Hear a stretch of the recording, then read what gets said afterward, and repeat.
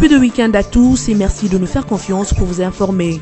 À la une de l'actualité de ce vendredi, de nouveaux membres du comité d'administration et de gestion d'au moins 10 entreprises publiques ont été nommés par ordonnance présidentielle signée jeudi 13 juillet 2017 par les présidents de la République Joseph Kabila Kabange. Il s'agit de Vicky Katoumoua qui présidera le conseil d'administration de la SCPT ex-ONATRA, suivi de Daniel Mukoko Samba. À la tête de la régie des eaux, Yoko Yakembe, nommé président du conseil d'administration, sera secondé par Clément Mbiaïn Kachama. André Alain Toundou fait son entrée à la tête de la SNEL avec Jean Bosco Kagombo, le reste détaillé dans cette édition d'information. Et puis Steve Mbikaï promet de réponses idoines à la demande de professeurs d'université qui réclament le réajustement de leur salaire. Confrontés à ces problèmes de non-réajustement de leur salaire au taux de change actuel, les professeurs d'université avaient menacé le mercredi dernier d'entreprendre le mouvement de protestation pour revendiquer leurs droits, ce vu qu'ils sont payés au taux de 930 francs alors qu'actuellement le taux de change revient à 1630 francs congolais pour $1 américain.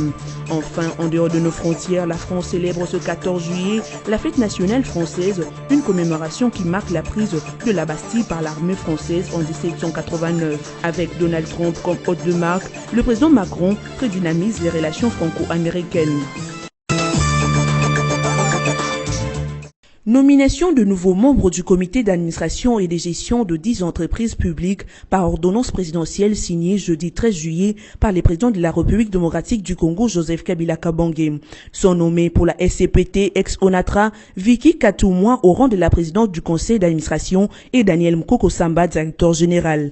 Du côté de la régie des eaux, Yoko Yakembe est quant à lui nouveau président du conseil d'administration et Clément Mbiaïn Kachama, directeur général. À la SNEL par contre, André Alain Toundou fait son entrée comme président du conseil d'administration et Jean Bosco Kagombo, directeur général. L'OGFREM n'a pas échappé au changement. Patient Saïban Tamboué est le nouveau directeur général. À la société minière de Kilomoto, Annie Kitima est la présidente du conseil d'administration et Opio Kapora, le directeur général. Du côté de l'ANAPI, Hugues Ntoto est le président du conseil d'administration et Anthony Kinzokamole, directeur général. À la Société nationale des hydrocarbures du Congo, Alexandre Loubantambo est le président du conseil d'administration, Hubert Miemi, directeur général. À la Congolaise de voirie, Marie-Madeleine Miende est la présidente du conseil d'administration, Sedaombo Christine est la directrice générale. Du côté de la minière de Bakwanga, Dieudonné Mbaya Tchakani est le président du conseil d'administration et Albert Mukinakanda est le directeur général. Et au conseil supérieur du portefeuille, Maurice Mbayo Moudia est le nouveau président, suivi de Norbert Nkoubou Eluna comme vice-président. Il s'y est de rappeler que cette série d'ordonnances présidentielles vise à envoyer en retraite les fonctionnaires et les mandataires de l'État afin de rajeunir la fonction publique et aussi d'assainir les entreprises du portefeuille de l'État congolais. C'est depuis le mercredi 12 juillet que les ordonnances renvoyant les cadres et le chef de bureau de la fonction publique en retraite ont été signées et publiées au journal officiel. C'est ce jeudi 14 juillet 2017 que la nouvelle questeur et questeur adjointe de la CENI ont prêté serment à la Cour constitutionnelle devant le 9 juges de la Cour présents et les présidents de cette institution, Thomas Luamba.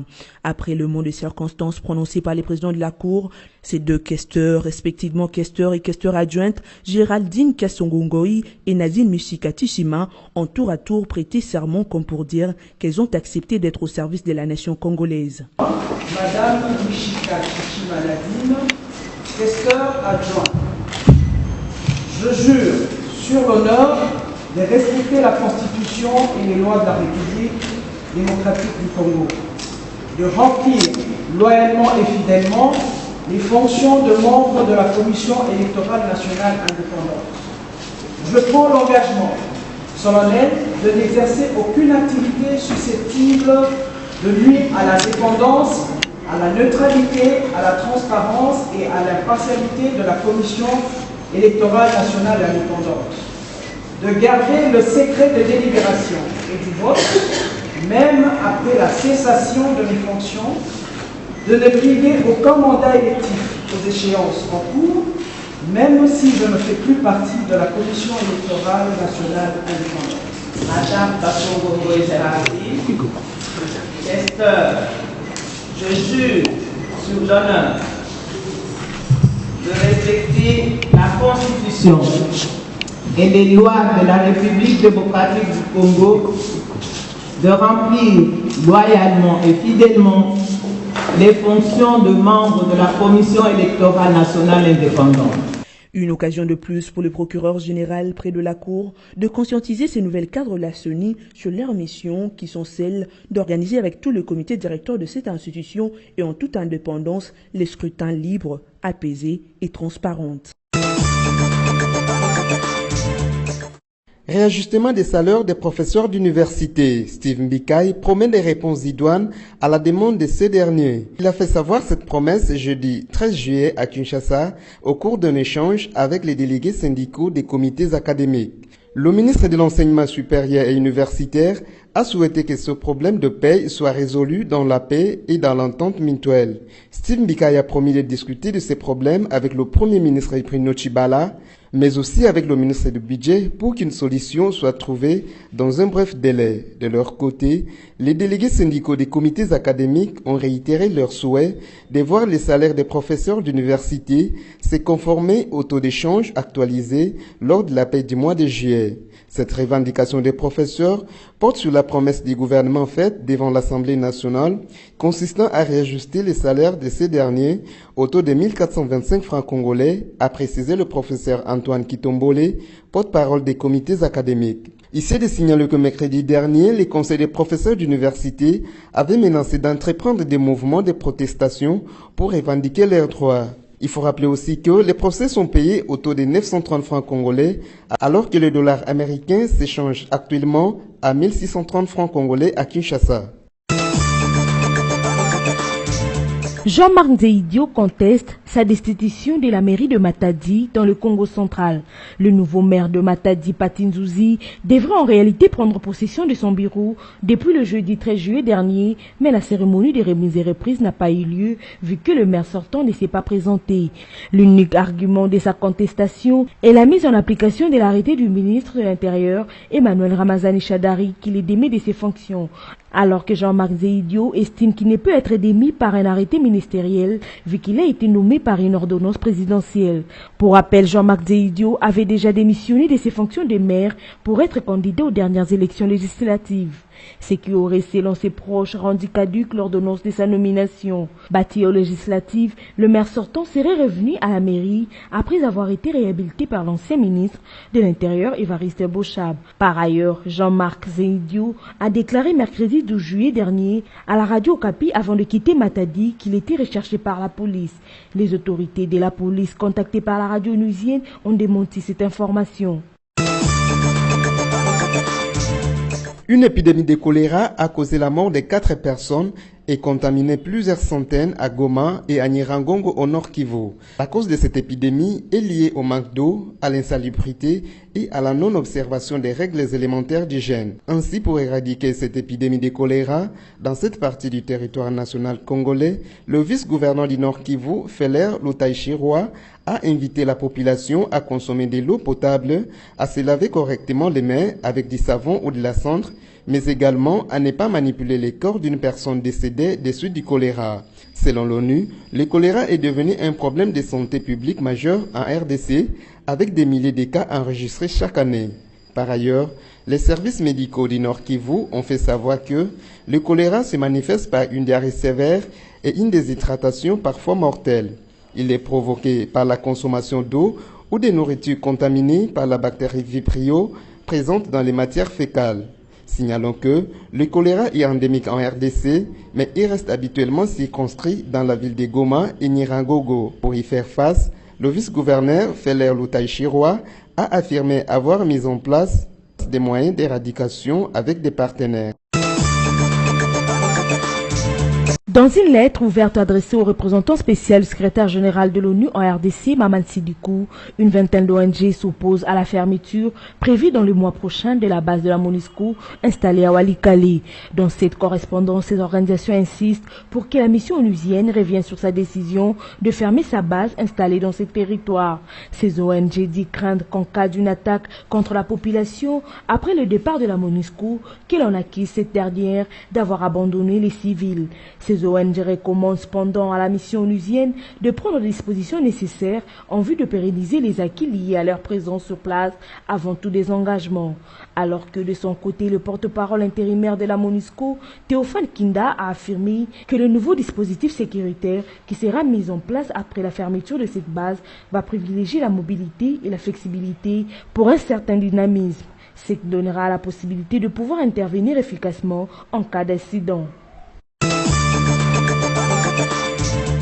La société civile du territoire d'Isangui déplore le comportement de hommes en uniforme qui ont emporté une centaine de bêtes dans la localité de Yaelomba, dans la province de la Tchopo. Cette information a été rendue publique jeudi dernier par un représentant de cette structure qui a précisé que les éléments de force de l'ordre étaient affectés dans cette localité pour enquêter sur un cas de meurtre.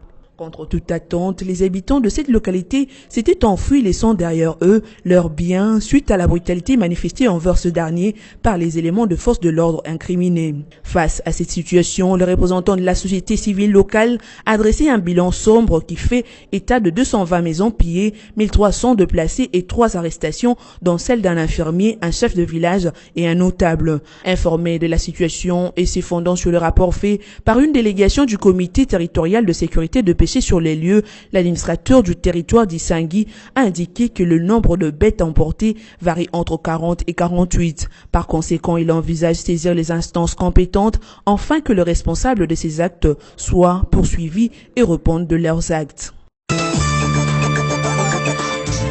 Célébration ce 14 juillet de la fête nationale française en présence du président américain Donald Trump comme invité de marque du président français Emmanuel Macron, ce pour célébrer le 100e anniversaire de l'intervention de l'armée américaine dans la Première Guerre mondiale en 1917. Cette prise de la Bastille devint et reste encore le symbole de la Révolution française, un changement d'air qui allait mettre fin à la monarchie absolue et faire des émules dans le monde entier.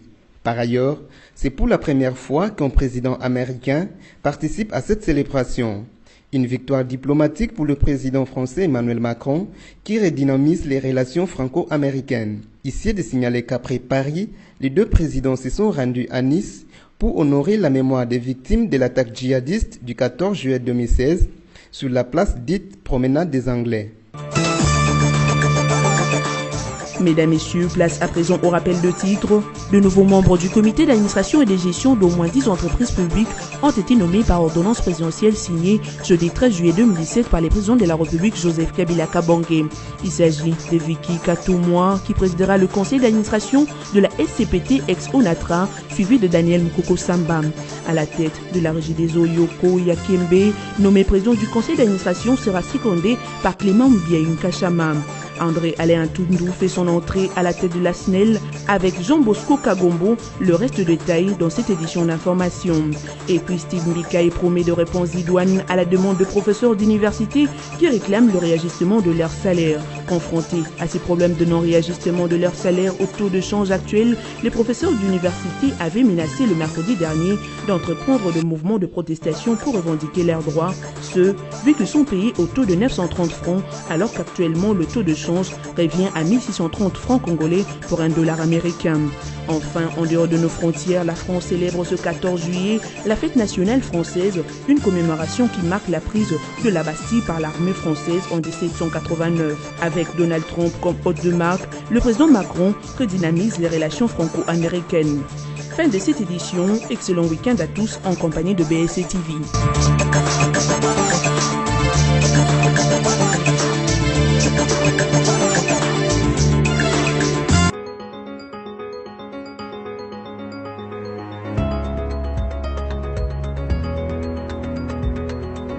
Bon début de week-end à tous et merci de nous rejoindre pour la lecture de journaux parus en ligne ce vendredi 14 juillet 2017, sélectionnés et résumés pour vous sur BSC TV. Les questions liées à la tenue des élections en RDC et la nomination de nouveaux mandataires des institutions publiques, tels sont les sujets analysés pour vous ce soir. Ouvrons cette revue de presse avec les sites d'information Forum des As qui rapporte à sa une Lambert Mende des élections, mais pas à n'importe quel prix. Au cours de son face-à-face hier jeudi avec la presse, le porte-parole du gouvernement a par ailleurs déplorer la guerre des statistiques à propos des victimes du phénomène Kamina Sampou. Quelle est la situation sécuritaire dans l'ensemble de la RDC et particulièrement dans l'espace kassaïen au centre du pays? Corneille Nangaa a-t-il qualité d'annoncer Orbi et Orbi l'hypothèse de report des élections prévues à l'horizon décembre 2017, s'interrogent les confrères. Mais chacun y va de son décryptage. De l'intérieur tout comme de l'extérieur du pays, des commentaires abondent. Vive la polémique, la grande polémique. Cependant, face à une controverse de plus en plus persistante et implacable, le gouvernement RD congolais n'attend plus porter de muselière.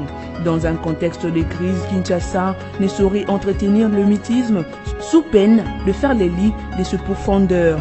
Voilà qui justifie le point de presse du gouvernement via son ministre de la Communication et Médias hier jeudi 13 juillet 2017 dans son cabinet. Poursuivons cette revue de presse avec Radio Capi.net qui écrit RDC, Joseph Kabila nomme de nouveaux mandataires dans les entreprises publiques. Dans une ordonnance lue jeudi 13 juillet à la RTNC dans la soirée, le président Joseph Kabila a nommé de nouveaux membres du comité d'administration et de gestion dans 10 entreprises publiques de la RDC. Selon cette ordonnance, les changements de la direction sont notamment signalés la SCTP, la Régie des eaux, la SNEL, l'OGEFREM, la Congolaise de voies maritimes, la NAPI, mais également la MIBA. Des entrées à noter sont notamment celles de l'ancien vice-premier ministre Daniel Mukoko Samba qui prend la tête de la SCPT et celle du porte-parole de la majorité présidentielle André Alain Atundu qui est nommé président du conseil d'administration de la SNEL. Toujours dans la même thématique, retournons sur forme de ZAS avant de boucler cette revue de presse qui renchérit en titrant SNEL, Régie des eaux, OGEFREM, MIBA, SCTP, ANAPI, Joseph Kabila nomme de nouveau PCA, DG et DGA. Tsunami au sein des entreprises du portefeuille de l'État congolais, de têtes sont tombées au terme d'une série d'ordonnances signées hier jeudi 13 juillet. Le président Joseph Kabila a procédé à des nominations de nouveaux membres du comité d'administration et de gestion de 10 entreprises publiques, sans notamment concerner l'ex-ONATRA, la Régie des eaux, la SNEL, l'OGEFREM, la Congolaise de voies maritimes, l'ANAPI, la MIBA. Sur la liste de renommés figurent le vice-premier ministre honoraire Daniel Mukoko Samba et Alexandre Lubantambo, André Alain Atundu, porte-parole de la majorité présidentielle, Jean Bosco Kayombo, un enfant maison SNEL, Maître Yoko Yakembe, ministre député honoraire, et Madame Mienze, ancienne secrétaire générale adjointe du PPRD. Fin de cette revue de presse. Merci à vous de l'avoir suivi et bon week-end à tous.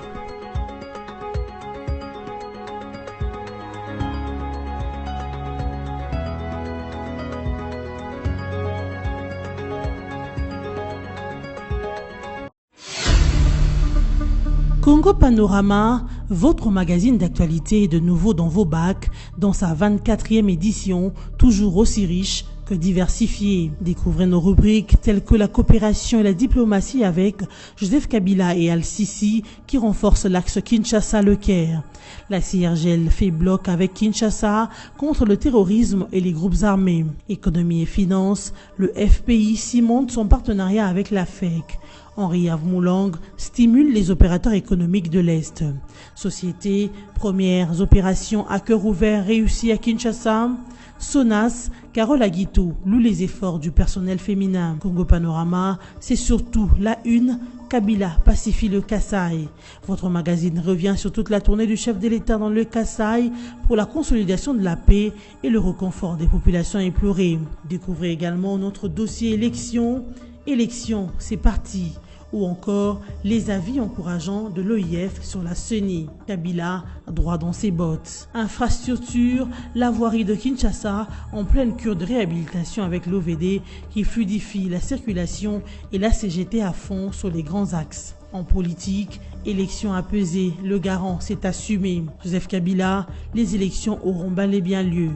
Enfin, l'éditorial de Congo Panorama 24 avec Yvo Ramazani. Il a palpé. L'éditorialiste revisite le parcours pacificateur du président de la République et constate qu'à chaque menace contre la paix, il s'est toujours rendu à la rencontre des populations pour écouter et apporter des solutions. Et la situation au Kasaï n'a pas fait exception. Congo Panorama, s'investir pour un Congo émergent.